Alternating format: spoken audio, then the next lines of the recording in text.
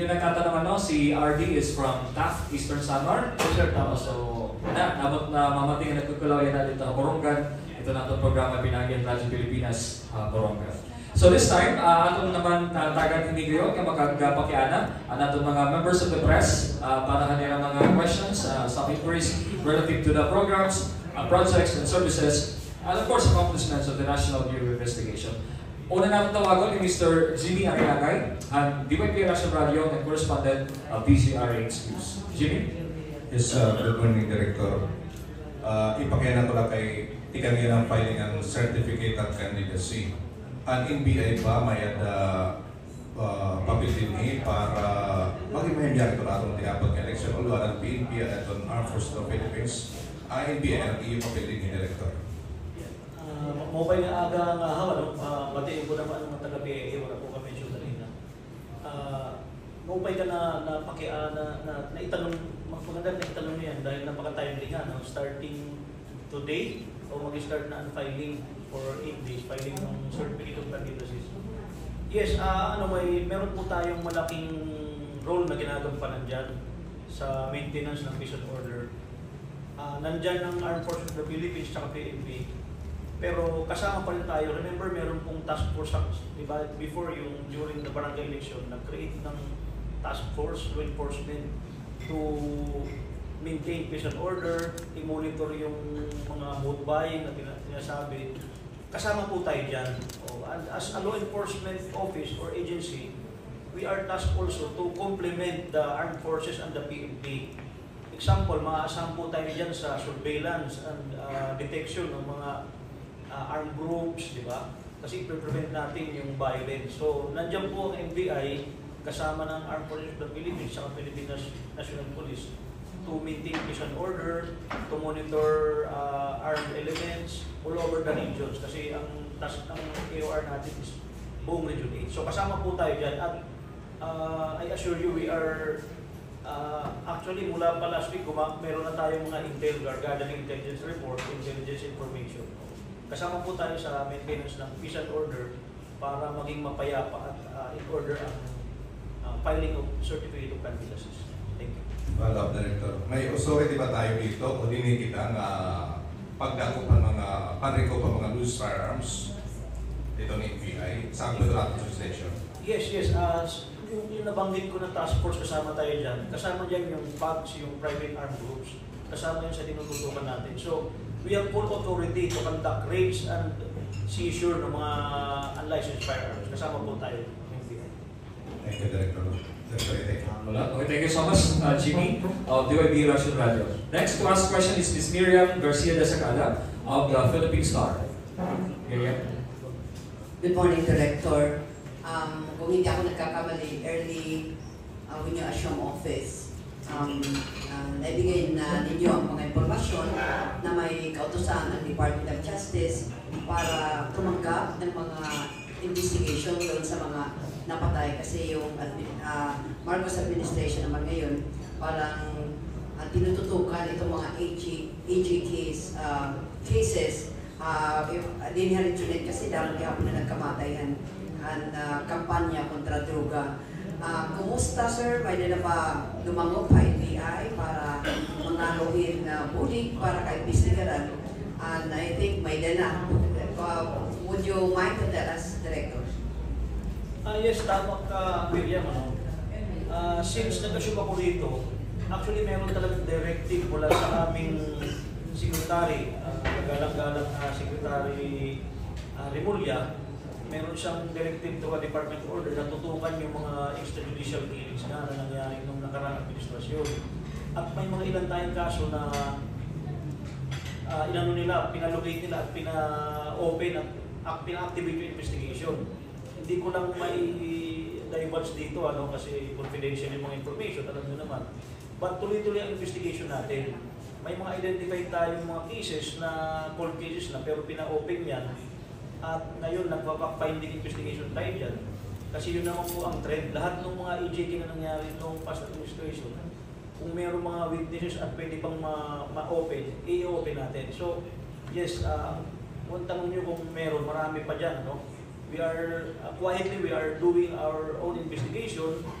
And sooner or later, kung may basis naman, we will file the case before the prosecutor's office. So tuloy-tuloy po tayong nagmo-monitor ng mga ng mga nangyaring extrajudicial killings ng mga nakarang administrasyon. Meron po tayo, hindi ko lang mabanggit yung mga kaso, pero meron tayong specific cases sa iba-ibang part nitong Region 8. Meron. Tuloy-tuloy po ang investigation natin dyan. Sir, isa sa pinag-usapan, sir, yung kaso ni Mayor, yung pinatay na Mayor sa kulungan, Mayor Espinosa. Kasama ba? Kasi I think pinatawag na ang isa sa mga nanguna ng operasyon ng CIDG, si Colonel Marcos. Kasama ba ito, sir, sa investigahan natin? Magandang tanong yan, at least na ma-open na ulit. If you will recall, ang lead ng investigation po dyan ay National Bureau of Investigation, EBRO, Eastern Visayas Regional Office, at Samar District Office. At kung inyo rin pong maalala, napailan na yung mga salarin dyan ng murder case, di ba? Nakulong na nga yung mga police na na-involved dyan.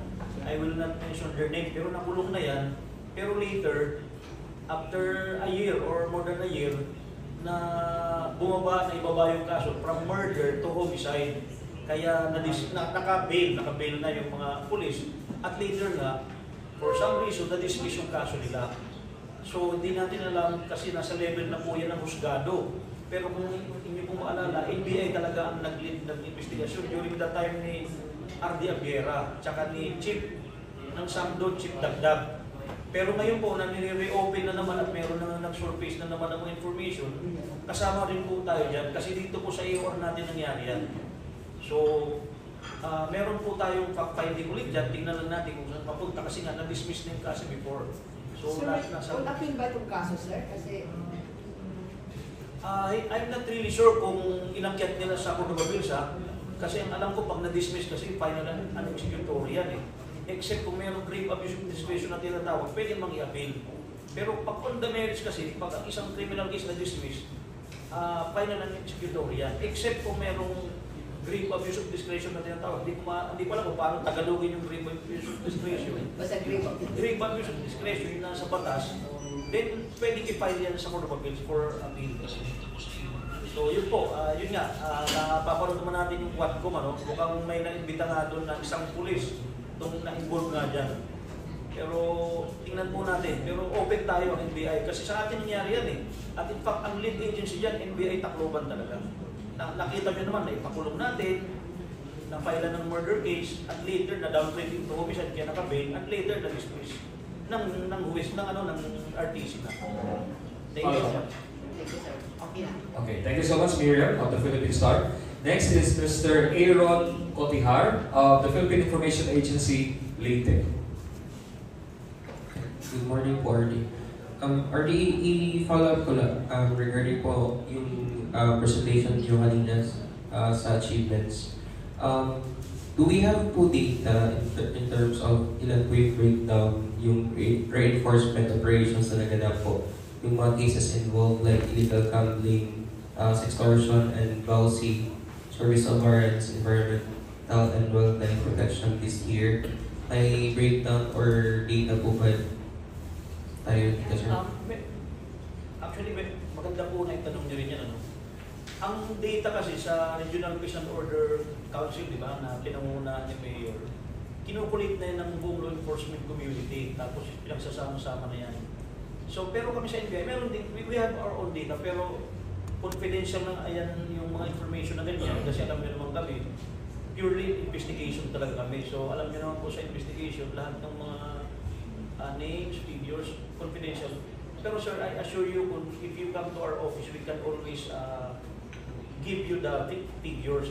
Pero Maski number lang po, sir. Yes sir, yes sir. For reference. Naintindihan ko, para at least ma-monitor nyo rin yung accomplishment namin. Meron naman po tayong mga data and figures. Pero you can come out to our office and bibigyan namin kayo ng kopya. Pero hindi namin masyadong nilalabas din yan kasi because kami po ay medyo tali kami sa confidentiality ng information. Actually, kung napapanood nyo yung congressional inquiry, may mga NBI na nag-attend din doon. Pag tinatanong tungkol sa mga investigation, talagang stricto tayo dyan sa confidentiality. Kasi kami naman po, minsan nakakasuhan din eh.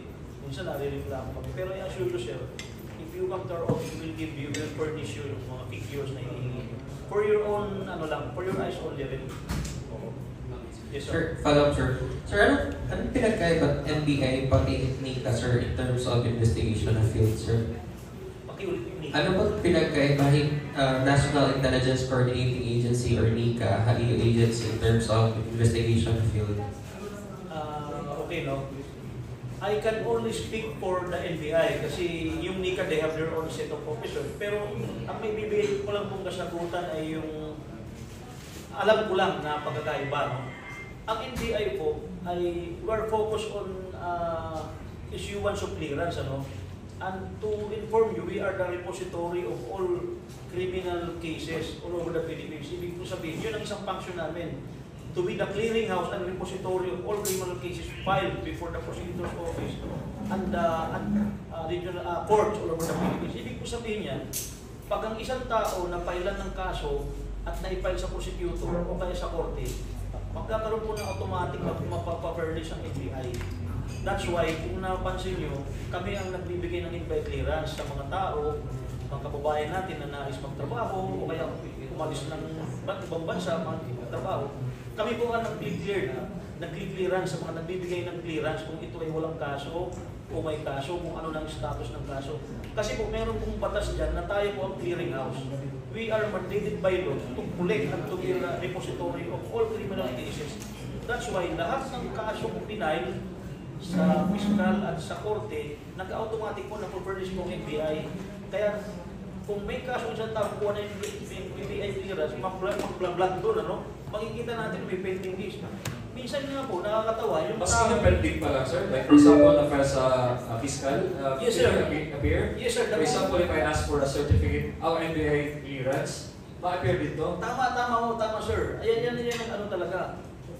Ibig sabihin, pag na-file lang, kahit pending pa, kung anong status niyan, nag-vlog niyan, makikita na namin sa system namin.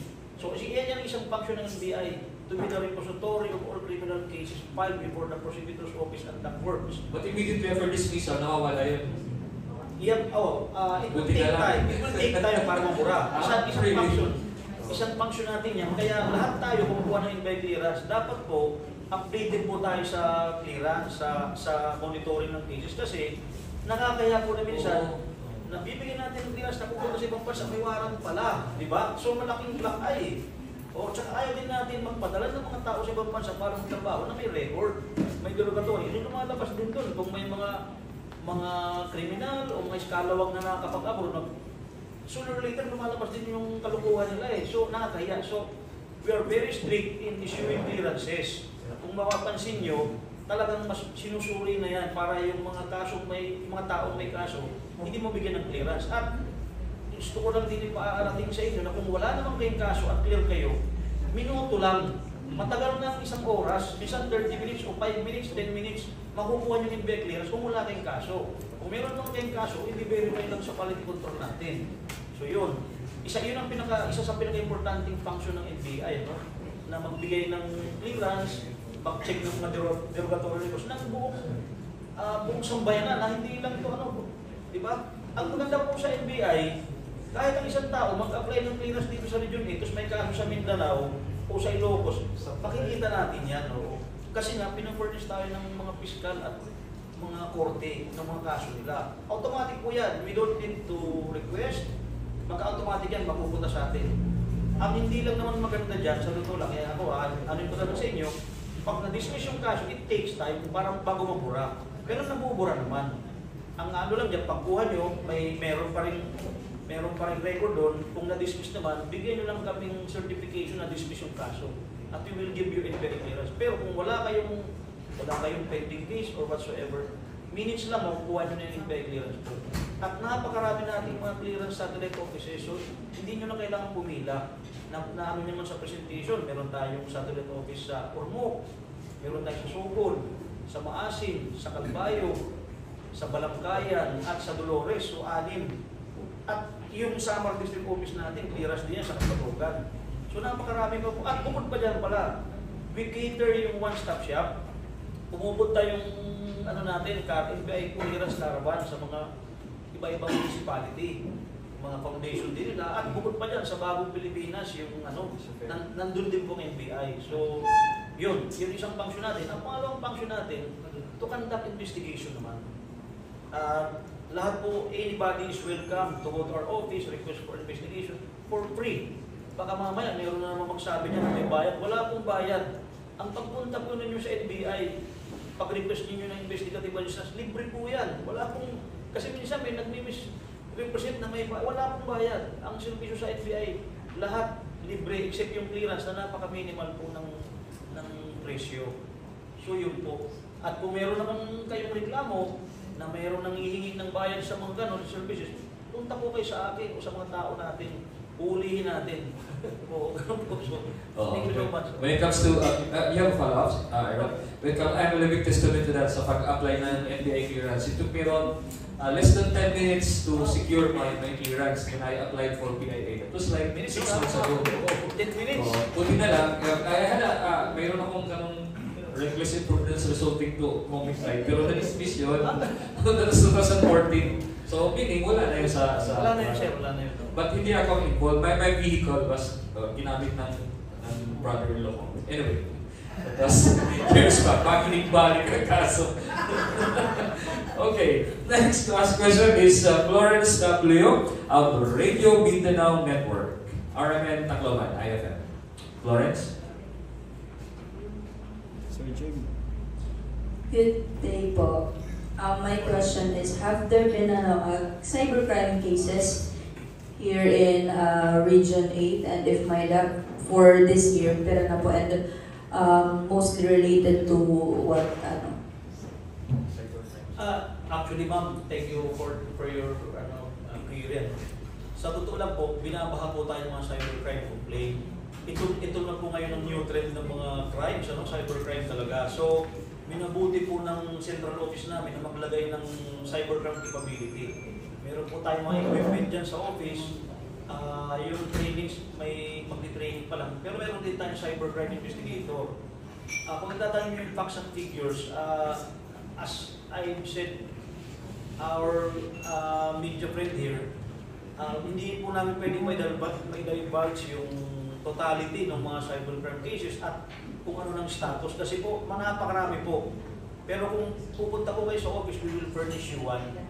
Pero I assure you, napakarami. Actually, binabaha po Okay, nature, like situation, sir. Yes, sir. Yeah, maganda po, Director, na tanong nyo. Minsan naman kasi napaka-flimsy naman ng mga complaint, yung magkaibigan na nagpatuhan lang ng mga yung konting awayan sa Facebook, pupunta na sa amin. Yung magkapit-bahay, napaka-common magkapit-bahay, nag-anuhan lang, Treat ito, sir, niyo.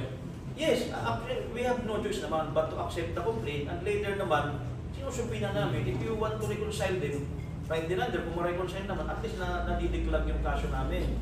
Yung lag ng backlog, Pero kung sinabi nila, tutuluyan namin yan, gusto kong masampulan, we file the case naman.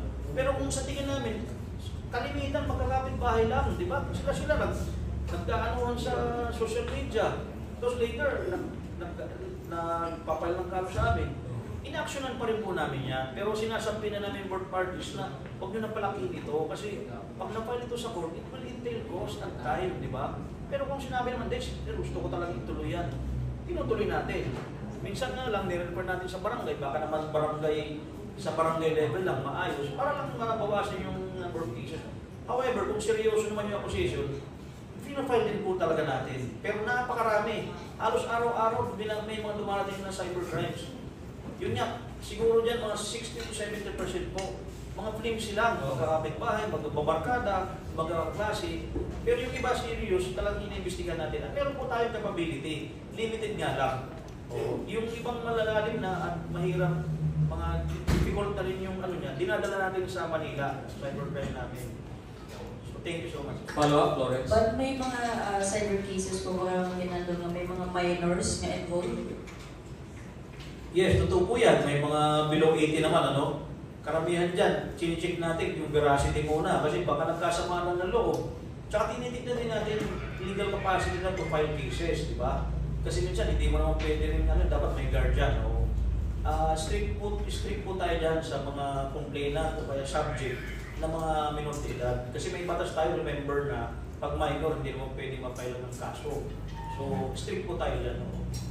Okay. Okay, another question. This earlier July, just this year, there have been issues, I think in Davao del Sur, about falsified birth certificates. Here in Region 8, may mga issue ba kayo nasulat? Tama nga yan, ano? Actually, yung falsification ng birth certificate sa Davao, nasa Congress niyan, investigahan.